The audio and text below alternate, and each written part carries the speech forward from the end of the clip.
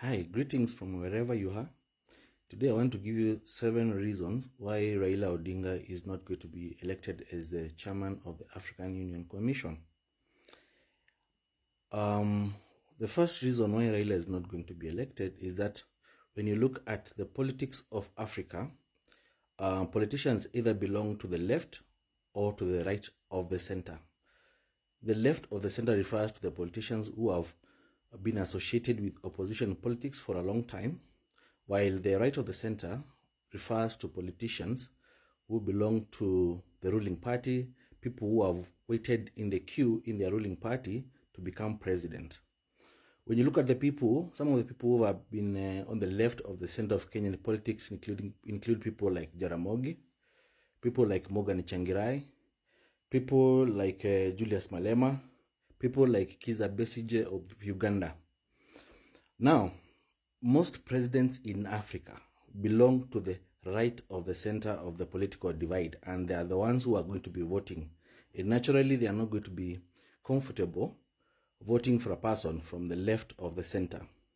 Most presidents, as I've said, belong to the right of the center. When you talk about people like Mama Samia Suluhu Hassan, this president of Chad, who is the son of Idris Deby, people like Cyril Ramaphosa, people like Emerson Mnangagwa, people like Evariste Ndayishimiye. Those people will not want to be associated with somebody who belongs to the left of the center or person who belongs to the opposition side of African politics. The second reason why Raila is not going to be elected is that Kenya as a country has continued to bungle its diplomatic relations since independence. Whether you talk about Kenya supporting the apartheid regime in South Africa, the border war that we have with Somalia, the issues that we have with DRC. Remember, these countries have also their own allies and they have their own friends. Therefore, this network is going to conspire against Raila's candidacy and Kenya as a country to ensure that he is not elected. Probably that explains why you did not see the Prime Minister, the President of Somalia, I think Mahmoud Sheikh somebody, not coming. You did not see the Prime Minister of Ethiopia coming to that function that was in Nairobi. That is the second reason.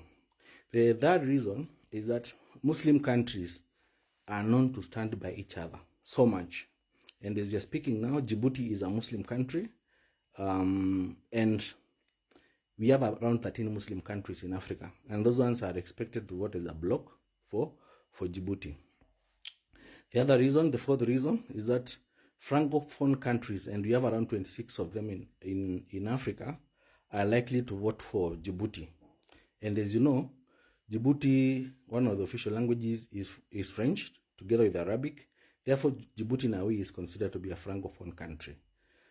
Francophone countries will vote for their own, and naturally, when you look at the voting patterns over time, they will vote against an Anglophone speaking country, and that is Kenya. So all these reasons will conspire to ensure that Raila does not win the election. The sixth reason is that Raila Odinga himself is known as a troublemaker among African presidents. He is not known for that thing of is a fighter for democracy is only propagated in Kenya. But when you talk to the African presidents, they see him as a troublemaker and somebody who is likely to now start aligning with opposition in their countries. Therefore, Raila is not a safe pair of hands for most African presidents because of his history. Number seven, and the last reason is that Raila is too strong. Raila is not a person you can control. And nobody wants to employ an employee who they cannot control. Even in your own house, when you're employing somebody, you want somebody who can give instructions. Raila is too strong. Nobody's going to be comfortable with him. Nobody wants to hire somebody they cannot control.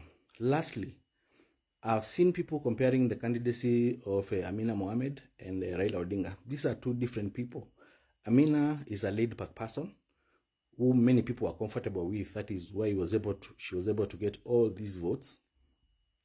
Amina is a Muslim, and also Amina belongs to the right of the center. Amina has never been associated with opposition politics.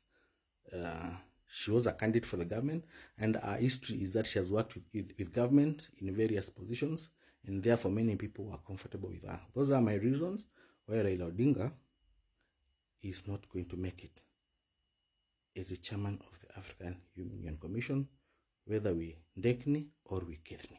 Thank you.